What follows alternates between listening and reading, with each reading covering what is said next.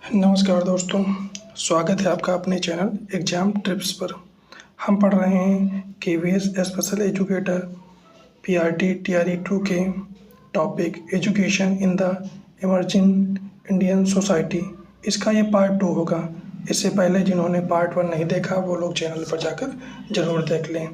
और जो हमारा ये सेक्शन है कंपलसरी वाला, इसका चाहे टॉपिक अंडरस्टैंडिंग डिसेबिलिटी हो, ग्रोथ एंड डेवलपमेंट हो, education in the emerging society हो, इंक्लूसिव एजुकेशन हो, सभी की अलग अलग सेपरेट वीडियो अपलोड कर दी गई है। और जितने भी एमसीक्यूज बन सकते थे उन सभी को लेने का प्रयास किया गया है। तो आप लोग वहाँ पर चैनल पे जाकर ज़रूर देख सकते हैं। हम क्वेश्चनों की तरफ आगे बढ़ें इससे पहले जिन लोगों ने अभी तक चैनल को सब्सक्राइब नहीं किया है वो लोग चैनल को ज़रूर सब्सक्राइब कर लें। हमारा आज का पहला प्रश्न है, शिक्षा शब्द की उत्पत्ति किस लैटिन भाषा से मानी जाती है?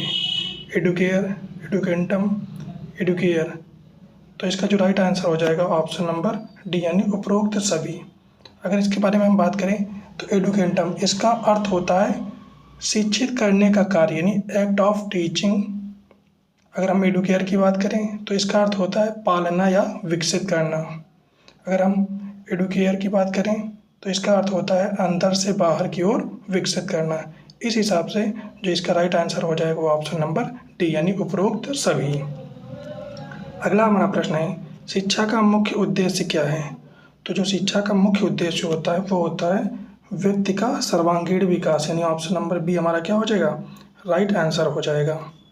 यानी शिक्षा का उद्देश्य केवल किताबी ज्ञान या परीक्षा पास करना नहीं, बल्कि बालक के मस्तिष्क, शारीरिक, सामाजिक और नैतिक पहलुओं का भी पूर्ण विकास करना होता है। अगला हमारा प्रश्न है, औपचारिक शिक्षा का प्रमुख उदाहरण है परिवार होता है, विद्यालय, खेल, समूह या फिर समाज। तो इसका राइट आंसर हो जाएगा विद्यालय, क्योंकि जो औपचारिक शिक्षा होती है जो एक निश्चित समय, स्थान और पाठ्यक्रम के तहत दी जाती है उसे क्या कहते हैं? औपचारिक शिक्षा कहते हैं। और अगला प्रश्न है अनौपचारिक शिक्षा का।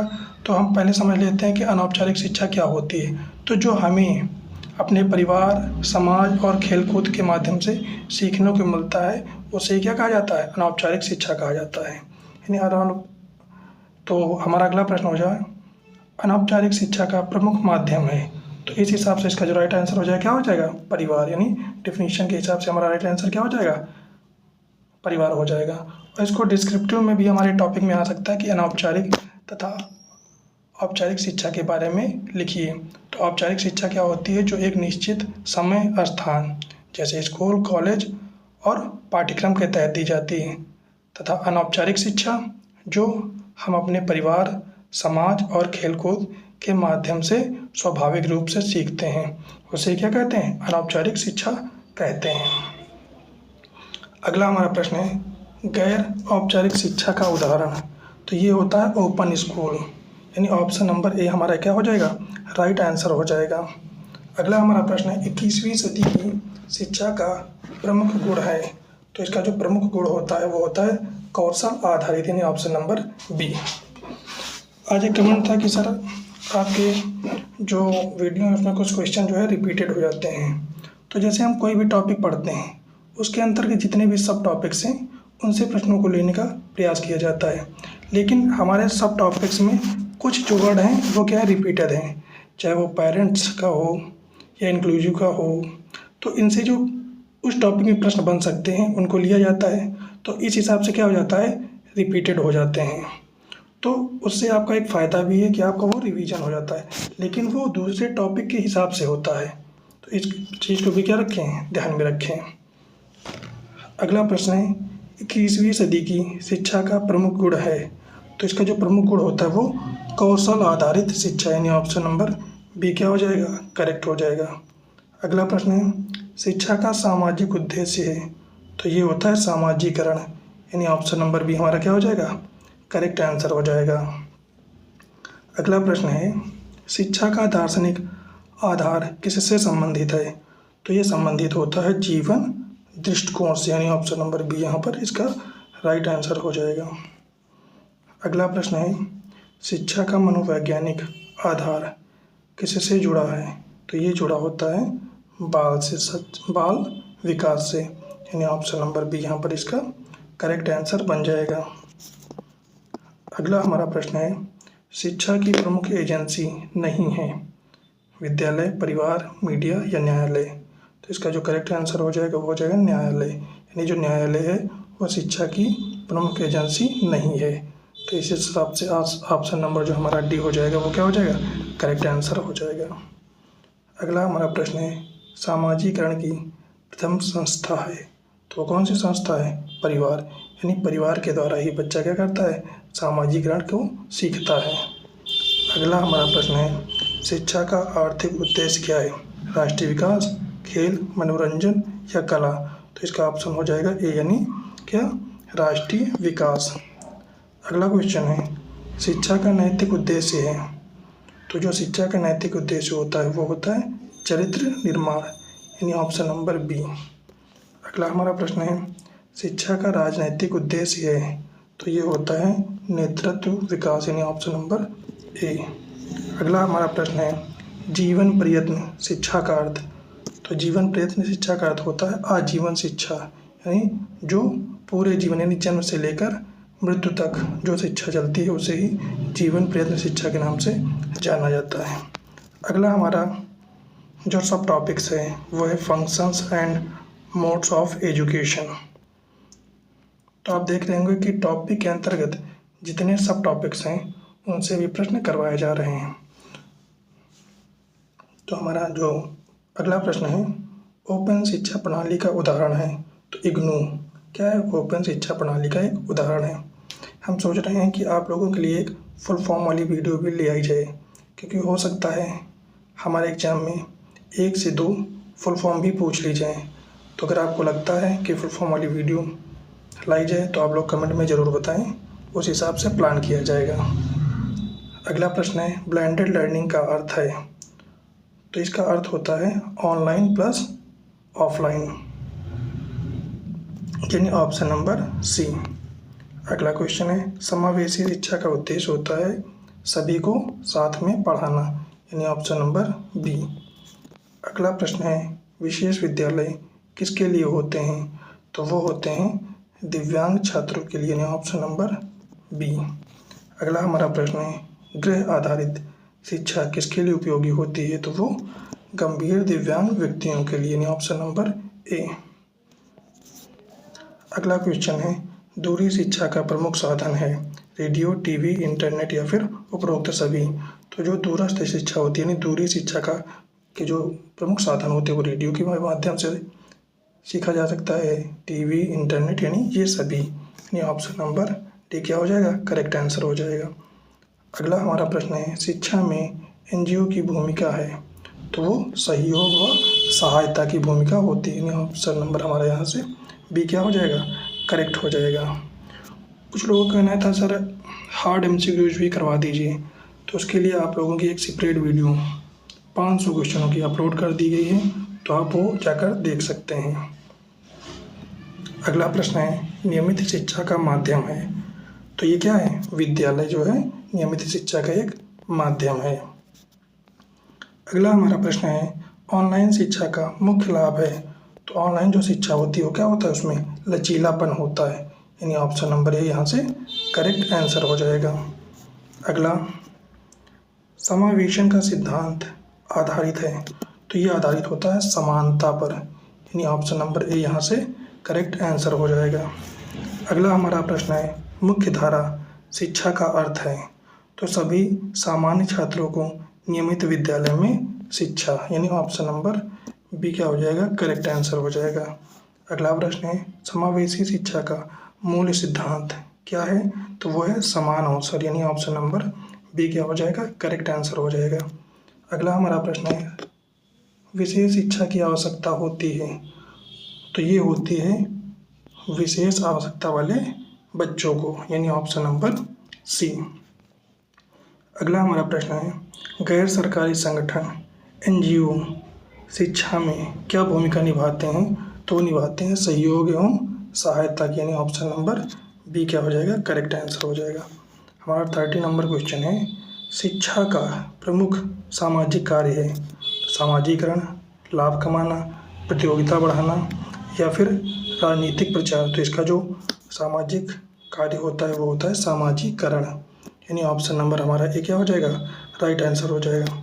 तो आप लोग बताएंगे कि आपके 30 प्रश्नों में कितने प्रश्न सही हुए हैं,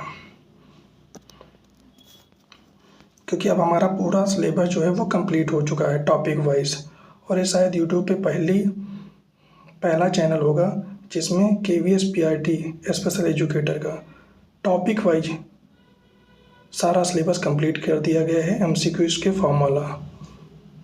इसलिए आप लोगों के लिए इतनी मेहनत की जा रही है, तो आप लोग भी चैनल को ज़रूर सब्सक्राइब करें, वीडियो को लाइक करें और अपने दोस्तों में भी चैनल को शेयर करें। हमारा अगला प्रश्न है, दूरस्थ शिक्षा की विशेषता है तो क्या होता है, वो लचीला समय, यानी ऑप्शन नंबर बी क्या हो जाएगा, करेक्ट आंसर हो जाएगा। अगला हमारा प्रश्न है, ऑनलाइन शिक्षा का मुख्य साधन है, वो है इंटरनेट, यानी option number C. Blended learning में सम्मिलित होता है तो कक्षा प्लस ऑनलाइन शिक्षण, यानी ऑप्शन नंबर सी क्या हो जाएगा, करेक्ट आंसर हो जाएगा। और ये रिपीटेड क्वेश्चन भी है। अगला क्वेश्चन है, शिक्षा का सांस्कृतिक उद्देश्य है तो ये होता है संस्कृति का संरक्षण, यानी ऑप्शन नंबर ए क्या हो जाएगा, करेक्ट आंसर हो जाएगा। जीवन कौशल शिक्षा का मुख्य लक्ष्य है तो इसका मुख्य लक्ष्य होता है जीवन की समस्याओं से निपटना, यानी ऑप्शन नंबर बी क्या हो जाएगा, राइट आंसर हो जाएगा। विशेष विद्यालय में शिक्षा दी जाती है तो विशेष आवश्यकता वाले छात्रों को शिक्षा दी जाती है, यानी ऑप्शन नंबर बी हमारा यहाँ से करेक्ट आंसर हो जाएगा। अगला हमारा प्रश्न है, गृह आधारित शिक्षा उपयुक्त है तो वो होती है गंभीर दिव्यांग छात्रों के लिए, यानी ऑप्शन नंबर ए क्या हो जाएगा, करेक्ट आंसर हो जाएगा। नेक्स्ट क्वेश्चन है, शिक्षा में राज्य सरकार की भूमिका होती है तो वो होती है नीति निर्माण में सहयोग। अगला क्वेश्चन है, शिक्षा का लोकतांत्रिक उद्देश्य समानता एवं स्वतंत्रता, यानी ऑप्शन नंबर ए क्या हो जाएगा, करेक्ट आंसर हो जाएगा। अगला प्रश्न है, 21वीं सदी की शिक्षा में प्रमुख जोर है तो वो जोर है कौशल एवं नवाचार पर, यानी ऑप्शन नंबर बी हो जाएगा। अच्छा, कुछ इजी, मॉडरेट और हार्ड लेवल के प्रश्नों को इसलिए रखा जाता है क्योंकि KVS का जो TRE 2 है वो पहली बार होने जा रहा है और ना तो इसका कोई सैम्पल पेपर है। तो कोशिश ये की जा रही है कि इजी, मॉडरेट और हार्ड हर टाइप के प्रश्न करवाए जाएं, क्योंकि सारे प्रश्न वो सिलेबस के अकॉर्डिंग करवाए जा रहे हैं। लेकिन भाई कोई प्रीवियस ना तो कोई क्वेश्चन पेपर है, ना तो KVS ने कभी TRE 2 करवाया है, तो इसलिए इन चीज़ों का ध्यान रखा जाता है कि इजी भी करवाया जाए, मॉडरेट लेवल के भी करवाया जाए और हार्ड लेवल के भी करवाए जाएँ।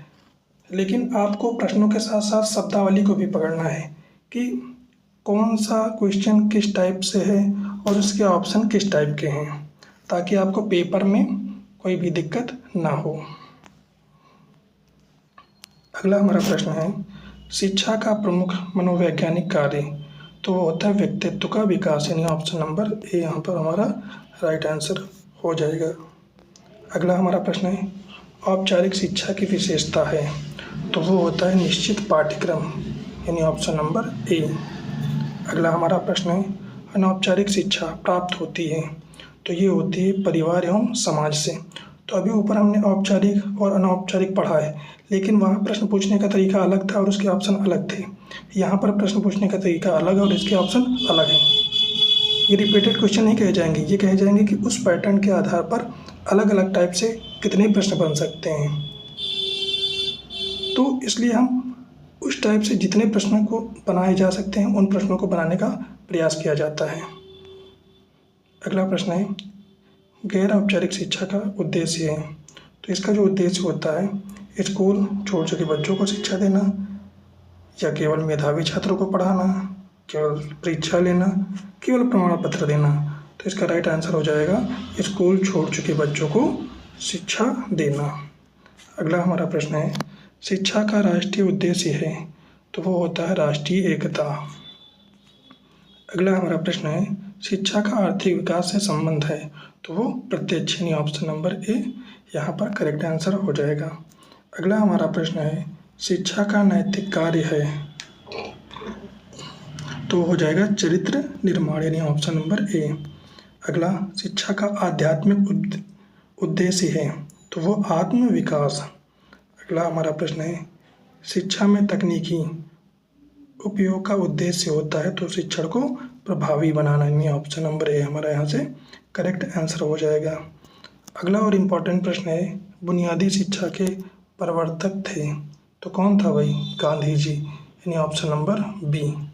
अगला हमारा प्रश्न है शांति निकेतन की स्थापना किसने की? तो वो की थी टैगोर ने, यानी ऑप्शन नंबर हमारा बी यहाँ से क्या हो जाएगा?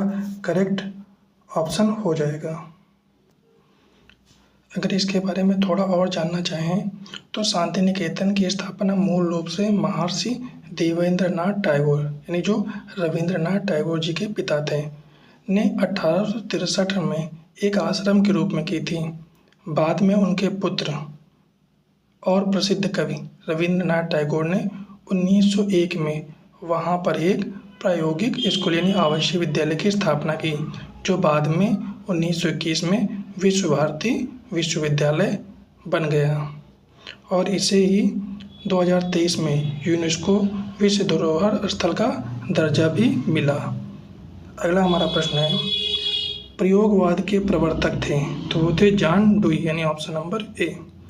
अगला प्रश्न है बाल केंद्रित शिक्षा का समर्थन किसने किया? रूसो, प्लेटो, अरस्तु, गांधी, तो किया था रूसो ने। अगला क्वेश्चन है मॉन्टेसरी पद्धति किसने दी? तो वो मारिया मॉन्टेसरी यानी ऑप्शन नंबर बी। अगला क्वेश्चन है और ये काफ़ी इंपॉर्टेंट है, सिलेबस में दिया गया है, इस पर काफ़ी जोर भी दिया गया है। अगला क्वेश्चन संज्ञानात्मक विकास सिद्धांत किसका है?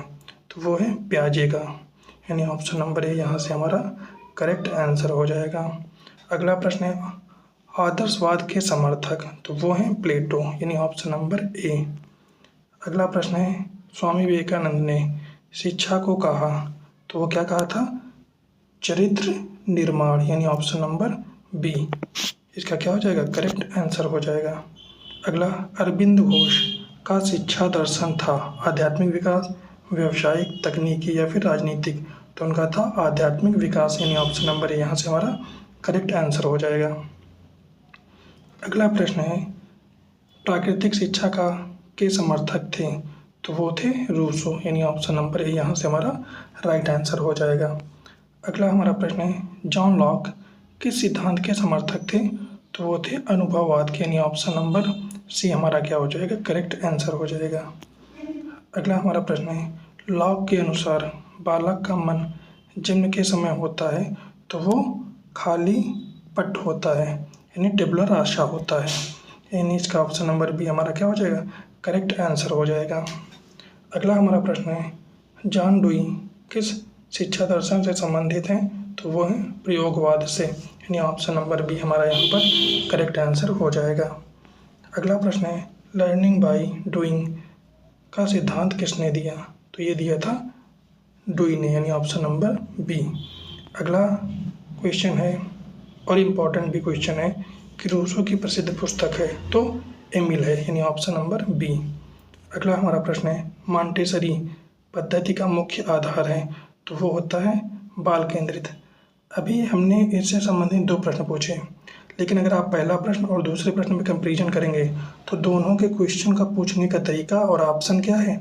अलग अलग है, तो इस प्रकार से भी क्वेश्चनों को बनाया गया है।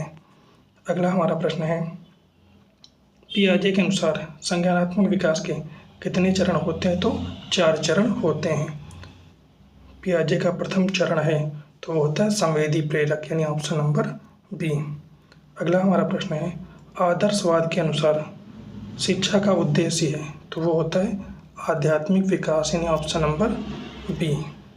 अगला हमारा प्रश्न है यथार्थवाद का प्रमुख लक्ष्य है, तो इसका जो प्रमुख लक्ष्य होता है वो होता है वास्तविक जीवन की तैयारी, यानी ऑप्शन नंबर बी हमारा क्या हो जाएगा? करेक्ट आंसर हो जाएगा। अगला प्रश्न है गांधी जी की बुनियादी शिक्षा योजना को कहा जाता है, तो वो कहा जाता है वर्धा योजना, यानी ऑप्शन नंबर ए हमारे यहाँ से करेक्ट आंसर हो जाएगा। अगला प्रश्न है टैगोर के शिक्षा दर्शन का मुख्य तत्व था, तो ये मुख्य तत्व था प्रकृति के बीच शिक्षा, यानी ऑप्शन नंबर ए क्या हो जाएगा यहाँ से करेक्ट आंसर हो जाएगा। अगला हमारा प्रश्न है, स्वामी विवेकानंद के अनुसार शिक्षा सूचना का संकलन, चरित्र निर्माण, धैर्य अर्जन या परीक्षा उत्तीर्ण करना, तो राइट आंसर हो जाएगा चरित्र निर्माण, यानी ऑप्शन नंबर हमारा बी यहाँ से करेक्ट आंसर हो जाएगा। अगला हमारा प्रश्न है, अरविंद घोष के अनुसार शिक्षा का लक्ष्य है, तो वो क्या है आध्यात्मिक उत्कर्ष, यानी ऑप्शन नंबर ए यहाँ पर क्या हो जाएगा राइट आंसर हो जाएगा। अगला है, प्रयोगवाद में सत्य का आधार है, तो वो है अनुभव, यानी ऑप्शन नंबर ए। अगला प्रश्न है, प्रकृतिवाद के प्रवर्तक माने जाते हैं, तो कौन माना जाता है, तो वो रूसो माने जाते हैं, यानी ऑप्शन नंबर ए। अगला, प्लेटो किस शिक्षा दर्शन के समर्थक थे, तो वो थे आदर्शवाद के, यानी ऑप्शन नंबर बी। अगला हमारा प्रश्न है, शिक्षा में स्वानुशासन पर बल दिया जाता है, मॉन्टेसरी, रूसो, डुई या प्लेटो, तो इसका ऑप्शन क्या हो जाएगा ए, यानी मॉन्टेसरी का मानना था कि बच्चों को उनके अनुसार वातावरण दे दिया जाए, तो वह क्या करते हैं स्वानुशासन के माध्यम से सीखते हैं, यानी ऑप्शन नंबर ए। अगला क्वेश्चन है हमारा, पियाजे के अनुसार औपचारिक संक्रियात्मक अवस्था की आयु है, तो वो होती है 11 वर्ष के बाद की अवस्था, यानी ऑप्शन नंबर डी हमारा यहाँ से करेक्ट आंसर हो जाएगा। अगला प्रश्न है हमारा, शिक्षा का दार्शनिक आधार निर्धारित करता है, तो कौन करता है पाठ्यक्रम करता है, यानी ऑप्शन नंबर ए हमारा यहाँ से करेक्ट आंसर बन जाएगा। अगला, टैगोर की शिक्षा प्रणाली में महत्व है स्वतंत्रता का, दंड, रटने या परीक्षा का, तो निगेटिव आंसर हो नहीं सकता, तो पॉजिटिव आंसर बचा क्या स्वतंत्रता। इस हिसाब से ऑप्शन नंबर ए हमारा क्या हो जाएगा करेक्ट आंसर हो जाएगा, क्योंकि शिक्षा में कभी भी निगेटिव आंसर को नहीं लिया जाता है। अगला प्रश्न है हमारा, गांधी जी की शिक्षा का मुख्य साधन था, तो वो था हस्तकला, यानी गांधी जी ने हस्तकला पर विशेष जोर दिया था। अगला प्रश्न है, मॉन्टेसरी कक्षा में शिक्षक की भूमिका है, तो वो होती है मार्गदर्शक के रूप में, यानी ऑप्शन नंबर बी क्या हो जाएगा राइट आंसर हो जाएगा। हमने यहाँ पर मॉन्टेसरी से पढ़ने वाले 3 से 4 प्रश्न आगे लिए हैं, यानी करवा चुके हैं, लेकिन अगर आप देखेंगे तो तीनों प्रश्न क्या होंगे अलग अलग होंगे, और उनके ऑप्शन, उनके पूछने का तरीका भी क्या होगा अलग होगा। तो इस प्रकार के प्रश्नों को आपके लिए बनाया जा रहा है, तो आपका भी फर्ज बनता है कि चैनल को सब्सक्राइब करें, वीडियो को लाइक करें और अपने दोस्तों को भी शेयर करें। अगला प्रश्न है, पियाजे के अनुसार ज्ञान का निर्माण होता है, तो वो होता है स्वयं बालक द्वारा, यानी ऑप्शन नंबर बी। अगला हमारा प्रश्न है, प्रयोगवाद में शिक्षा का उद्देश्य है, तो वो है जीवन के लिए तैयारी, यानी ऑप्शन नंबर ए हमारा क्या हो जाएगा करेक्ट आंसर हो जाएगा। अगला प्रश्न है, प्रकृतिवाद में शिक्षा का केंद्र है, तो वो केंद्र है बालक का, यानी ऑप्शन नंबर सी। अगला प्रश्न है, आदर्शवाद में शिक्षक की भूमिका है, तो मित्र, दार्शनिक मार्गदर्शक, दर्शक या फिर पर्यवेक्षक, तो इसका जो राइट आंसर हो जाएगा दार्शनिक मार्गदर्शक के रूप में। अगला प्रश्न है, यथार्थवाद में पाठ्यक्रम आधारित होता है, तो ये होता है वास्तविक जीवन पर, यानी ऑप्शन नंबर बी हमारा यहाँ से करेक्ट आंसर बन जाएगा। अगला प्रश्न है, मॉन्टेसरी पद्धति में प्रयोग होता है, तो वो होता है विशेष शिक्षा सामग्री, यानी ऑप्शन नंबर ए यहाँ से हमारा राइट आंसर बन जाएगा। अगला है, पियाजे के अनुसार ठोस संक्रियात्मक अवस्था की आयु हो, तो वो है 7 से 11 वर्ष, यानी ऑप्शन नंबर सी। अगला प्रश्न, यानी जो अगला टॉपिक होगा हमारा इंडियन कॉन्स्टिट्यूशन एंड एजुकेशन। अब इससे बनने वाले हम प्रश्नों को पढ़ेंगे और ये काफ़ी इम्पोर्टेंट प्रश्न भी हो जाएंगे, क्योंकि ये हमारा education in the emerging Indian society का जो लास्ट 4th पॉइंट है उसमें दिया गया है topic Indian constitution and education, जिसमें हम direct principal, fundamental rights and duties, constitutional provisions on education acts and provision, RT act 2009 and amendments education provision, ये सब चीज़ें हम क्या होने वाले हैं, इससे बनने वाले प्रश्नों को हम पढ़ने वाले हैं। तो हमारा इसके क्रम में पहला प्रश्न है, शिक्षा का अधिकार किस अनुच्छेद में है? तो वो है 21A में, यानी ऑप्शन नंबर ए।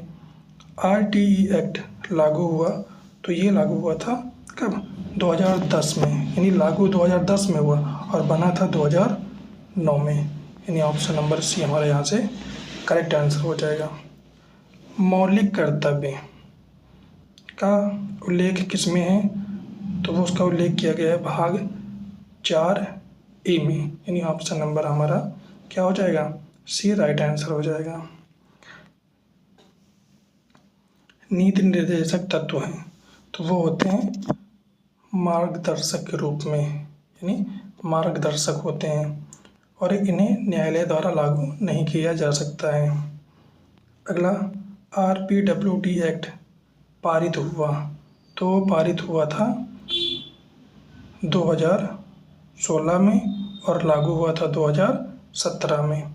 तो इस हिसाब से ऑप्शन नंबर हमारा सी क्या हो जाएगा? करेक्ट आंसर हो जाएगा, क्योंकि पारित कब हुआ था? 2016 में। अगला क्वेश्चन है, दिव्यांगजन अधिकार अधिनियम RPWD एक्ट पारित हुआ।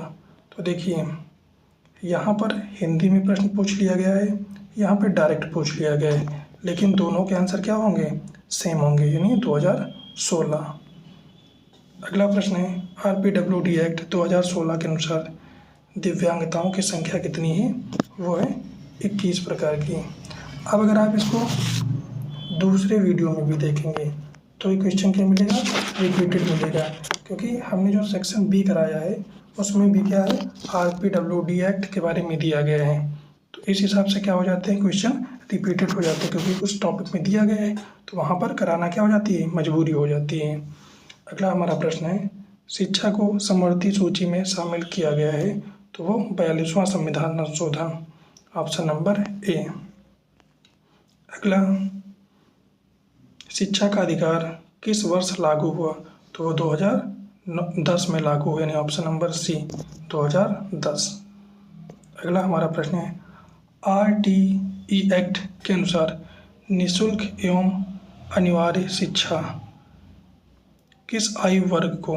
तो वो दी जाती है 6 से 14 वर्ष को बच्चों को, यानी ऑप्शन नंबर बी हमारे यहाँ से क्या हो जाएगा?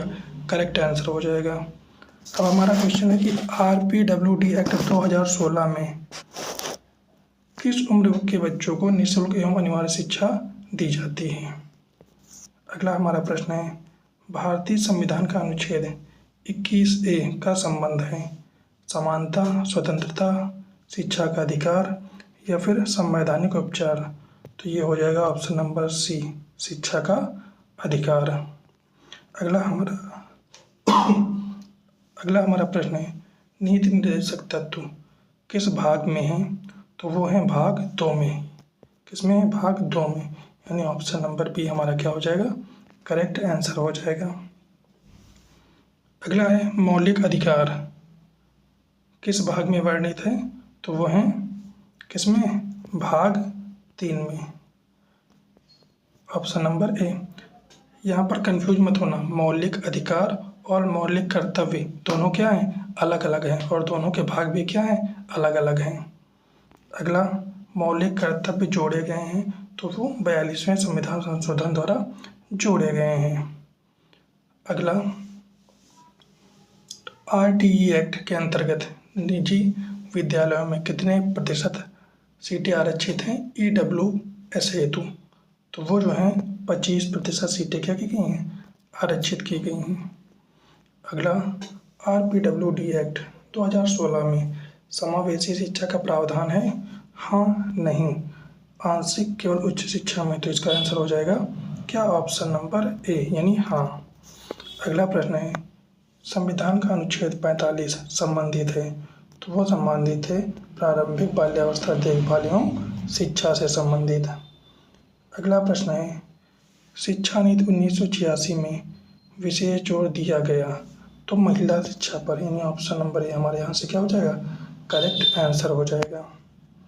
अगला, शिक्षा नीति 1986 का संशोधन हुआ, तो ये हुआ था 1992 में, यानी ऑप्शन नंबर सी।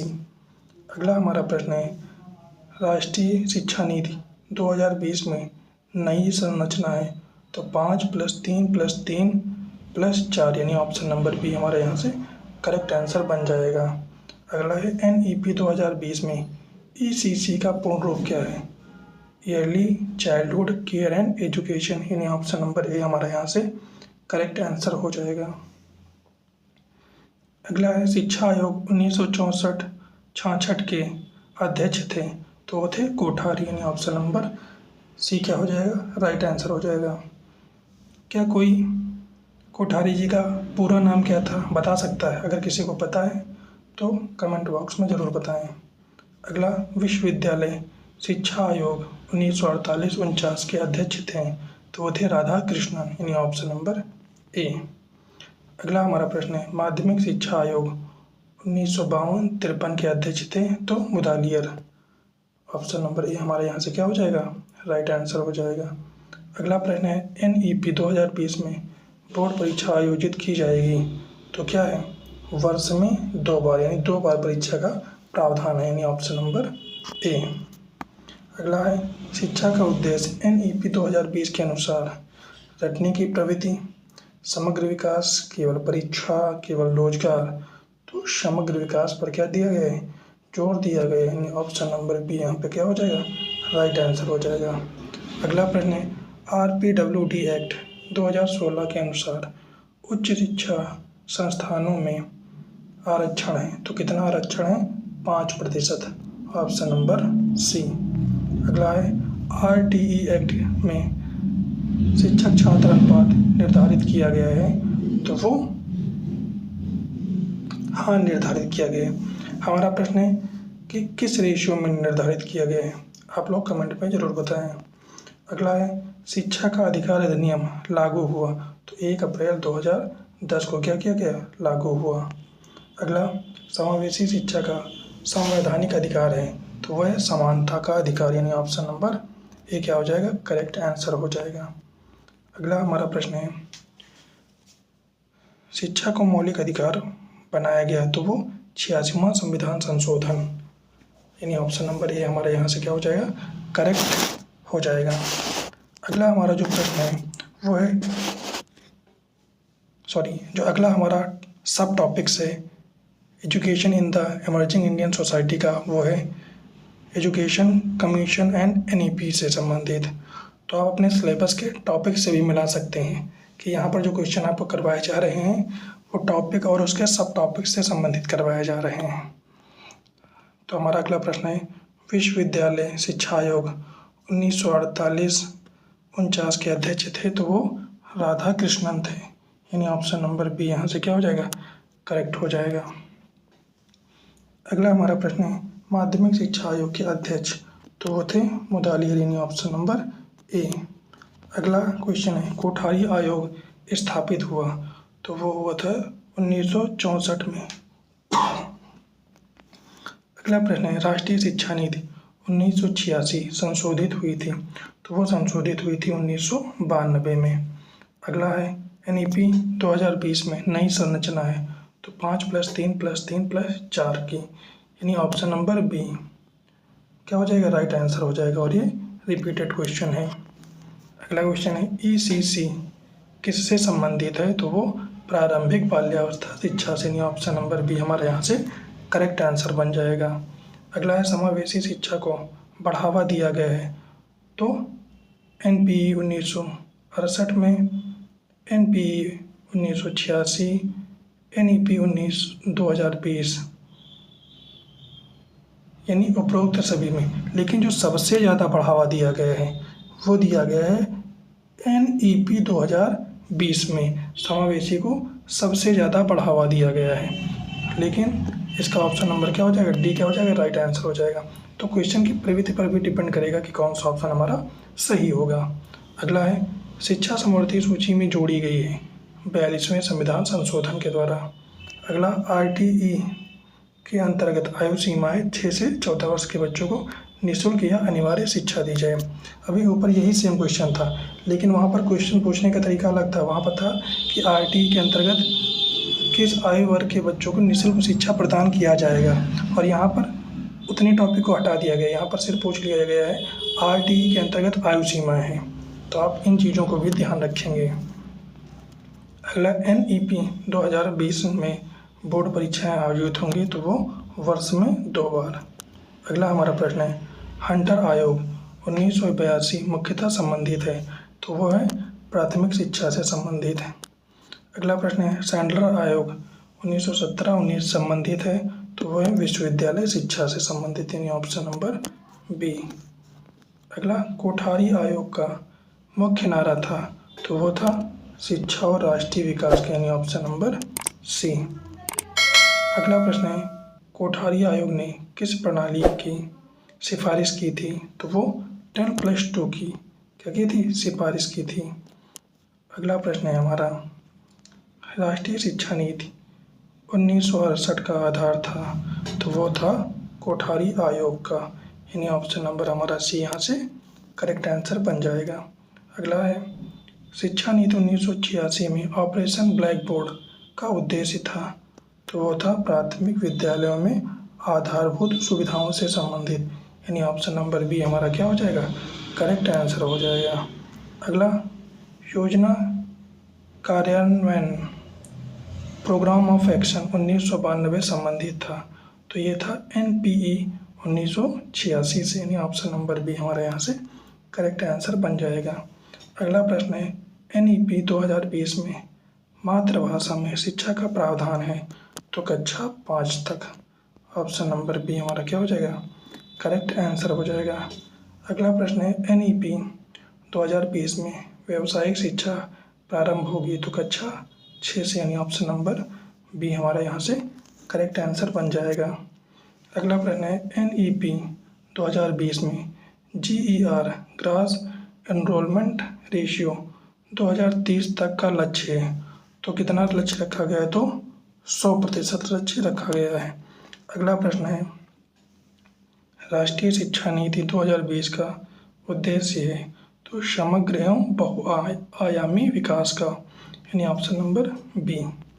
नेक्स्ट है शिक्षा आयोग 1964-66 में शिक्षा व्यय बढ़ाने की सिफारिश की है, तो वो 6% GDP, यानी ऑप्शन नंबर सी।